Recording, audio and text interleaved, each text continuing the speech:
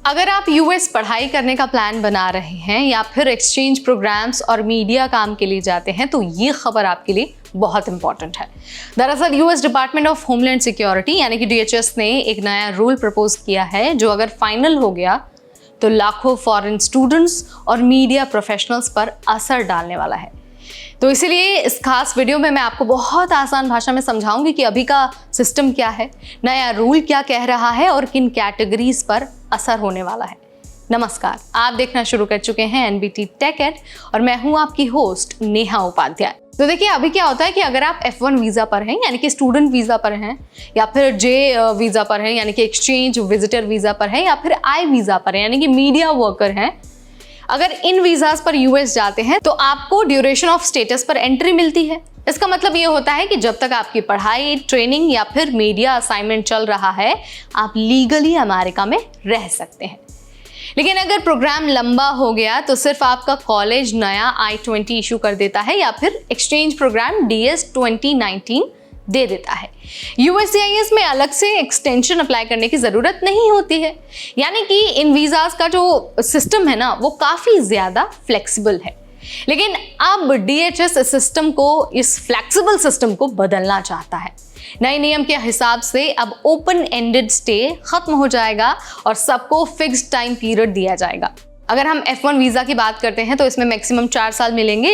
इसमें optional practical training भी शामिल है। पहले 60 दिन का ग्रेस पीरियड मिलता था, अब सिर्फ 30 दिन का ग्रेस पीरियड मिलेगा। इसके अलावा जो इंग्लिश लैंग्वेज स्टूडेंट्स हैं उनको मिलेंगे सिर्फ 24 महीने। पब्लिक हाई स्कूल स्टूडेंट्स को मिलेंगे सिर्फ 12 महीने। J1 exchange visitor visa holders को मिलेंगे 4 साल plus 30 days of grace period. इसके अलावा जो I वीज़ा होल्डर्स हैं यानी कि जो फॉरेन मीडिया वर्कर्स हैं उनको 240 दिन मिलेंगे, लेकिन चाइनीज पासपोर्ट होल्डर्स के लिए सिर्फ 90 दिन, मतलब अगर मकाऊ और हांगकांग को छोड़ दिया जाए तो। अब देखिए अगर आपको इससे ज़्यादा समय चाहिए तो अब USCIS को एक्सटेंशन एप्लीकेशन देनी होगी, उसमें नया पेपर वर्क होगा, नए सिरे से फीस भरनी होगी, नए सिरे से बायोमेट्रिक्स होगा और केस रिव्यू भी नए सिरे से होगा।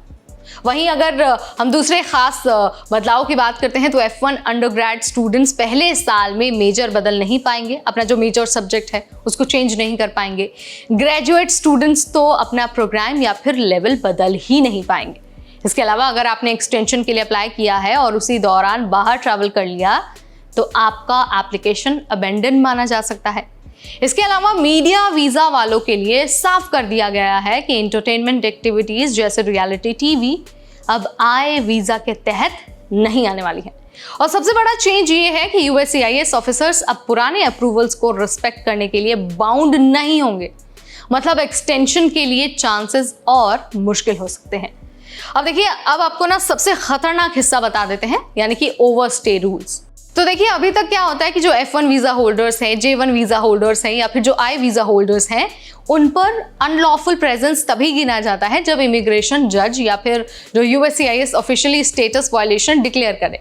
लेकिन नए रूल के अनुसार जैसे ही आपका फिक्स्ड एडमिशन पीरियड खत्म होगा उसी दिन से अनलॉफुल प्रेजेंस काउंट होना शुरू हो जाएगा। मतलब अगर आप थोड़ा भी ओवरस्टे करते हैं तो रिस्क है कि आपको 3 साल या फिर 10 साल का री एंट्री बैन लग सकता है। तो भाई इसका सीधा मतलब है स्टूडेंट्स और मीडिया वर्कर्स के लिए यूएस में रहना ज़्यादा कॉम्प्लिकेटेड हो जाएगा। हर कुछ साल बाद एक्सटेंशंस के लिए अप्लाई करना पड़ेगा, पेपर वर्क और फीस बढ़ जाएगी और प्रोसेसिंग डिलेज भी होंगे। तो भाई यूनिवर्सिटीज़ और एम्प्लॉयर्स के लिए ये भी एक्स्ट्रा हेडेक होगा। यानी अभी जो सिस्टम फ्लेक्सिबल था वो अब रिजिड और रिस्की बन सकता है। तो भाई ये था पूरा ब्रेकडाउन यूएस के नए प्रपोज्ड रूल का। अभी ये रूल फाइनल नहीं हुआ है। DHS ने 30 दिन का पब्लिक कमेंट विंडो खोला है, लेकिन अगर ये पास हो गया तो फॉरेन स्टूडेंट्स और मीडिया प्रोफेशनल्स की लाइफ काफ़ी बदल जाएगी। So let me know in the comment section आप क्या सोचते हैं, आपका क्या विचार है। फिलहाल इस वीडियो में इतना ही। Till then this is me Neha Upadhyay signing of.